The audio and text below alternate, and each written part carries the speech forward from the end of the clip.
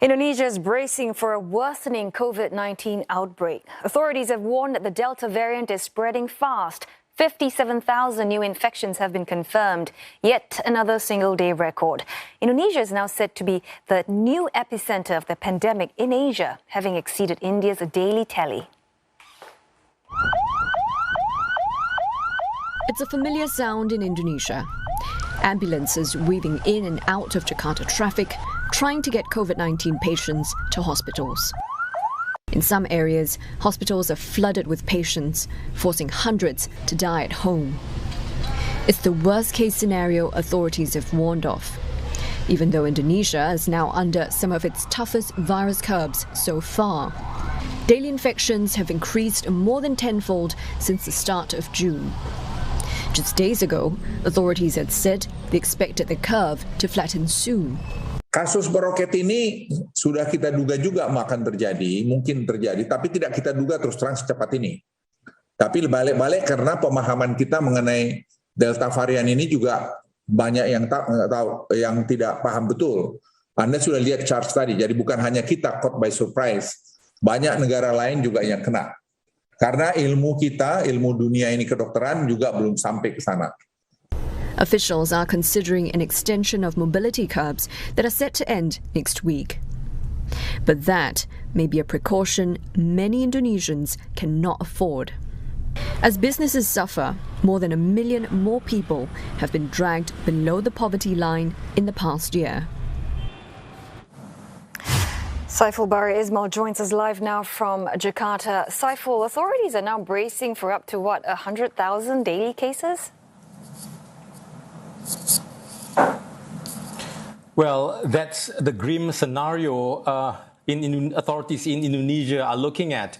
However, they hope that scenario will not happen. But Coordinating Minister for Maritime Affairs and Investment, Luhut Panjaitan, whom you heard speaking earlier, said the government will be preparing how best to mitigate the pandemic if daily COVID-19 cases rise up to 100,000. Last week, Mr. Luhut, who is also the coordinator for tackling COVID-19 in Java and Bali Islands, said the government has prepared for a worst-case scenario of 50,000, 60,000, maybe 70,000 daily COVID-19 cases. So fresh infections have now surpassed 50,000 a day, and authorities now have to prepare for a much worse-case scenario if and when COVID-19 numbers reach 100,000 a day. Currently, hospitals are overwhelmed, but the health ministry said it still has the capacity and it's still something manageable. The government has converted buildings into isolation facilities, deployed fresh graduate doctors and nurses to treat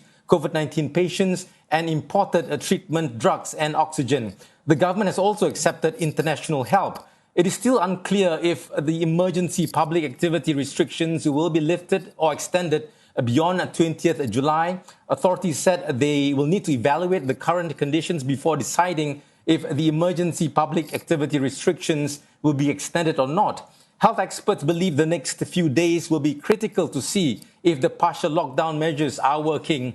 The emergency public activity restrictions started on 3rd July, and usually it takes about 2 weeks to see the results of the restrictions due to the lag from the moment a patient is tested, his result, and finally recorded by the central government.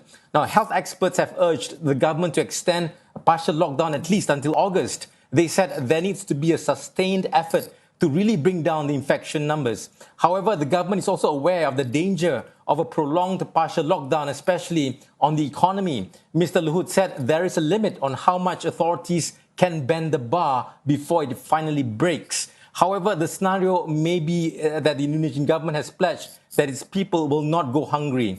President Joko Widodo has ordered aid in the form of rice to needy residents. Authorities are also rolling out social assistance in the form of direct cash transfers to poor families. But also, Saiful, not to mention that, Hari Raya holiday is happening next week, and surely there must be concerns that that could trigger another explosion in cases.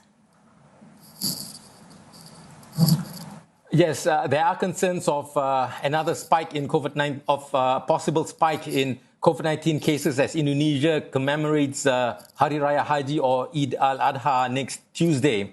Coincidentally, that is the last day of the emergency public activity restrictions.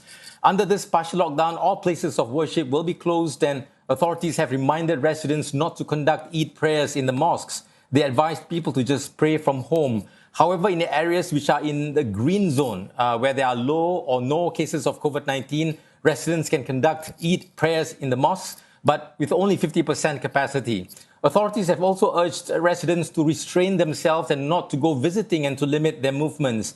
Police said it's better to stay home because many roads will still be blocked to restrict mobility. Now, Eid al-Adha is also a day of sacrifice. Many Muslims will slaughter cattle and give the meat to the needy. The slaughtering is usually done at the mosques or open spaces. Authorities have urged those who are conducting the ritual to do it at the slaughterhouse. One reason is that the mosques will be closed anyway.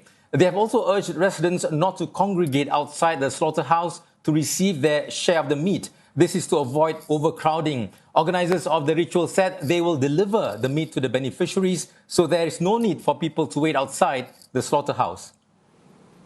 Very many thanks for those updates from Indonesia. Saiful Bara Ismail there.